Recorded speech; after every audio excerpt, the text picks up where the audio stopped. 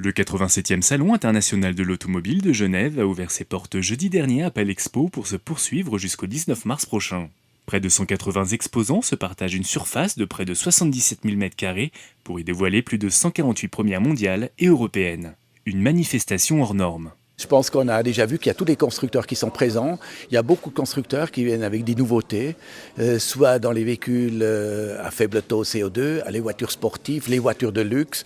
Et chez nous, soit Lamborghini, soit Bugatti, soit tous les voitures qu'on connaît, ils sont tous toujours présents chez nous à Genève. De nombreuses exclusivités automobiles attendues, parmi lesquelles la Lamborghini Huracan performante et son moteur V10 5 litres 2 atmosphérique, développant 640 chevaux, ou encore le très attendu Instinct Concept, vision futuriste de la marque Peugeot. Également à l'honneur, le Range Rover Velar, quatrième modèle de la gamme dévoilant un design ultra moderne, sans oublier le clou de ce salon, la Porsche Panamera S Turismo.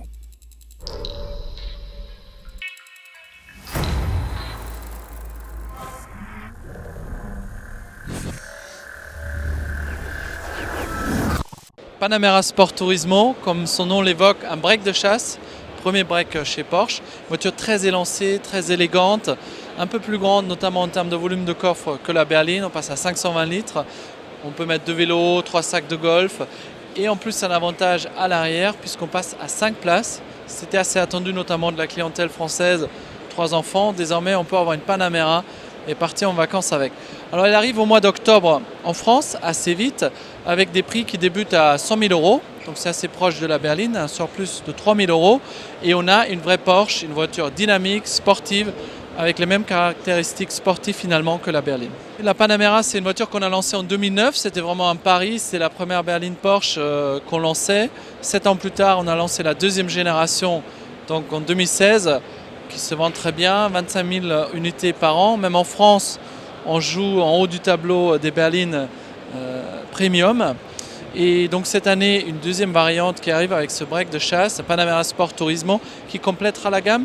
Et on s'attend à environ 40% du mix dans cette nouvelle version break de chasse. Cette édition 2017 est également l'occasion de sensibiliser les visiteurs à la sécurité ainsi qu'à l'efficience énergétique. On est justement donc partenaire du Salon de l'Auto à Genève, donc le projet CO2 au plancher.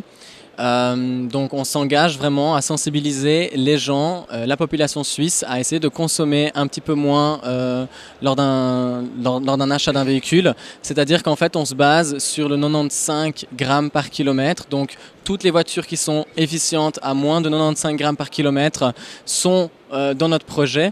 Et puis aussi de catégorie efficiente, donc A. On télécharge l'application soit sur Google Play ou bien alors sur l'Apple Store.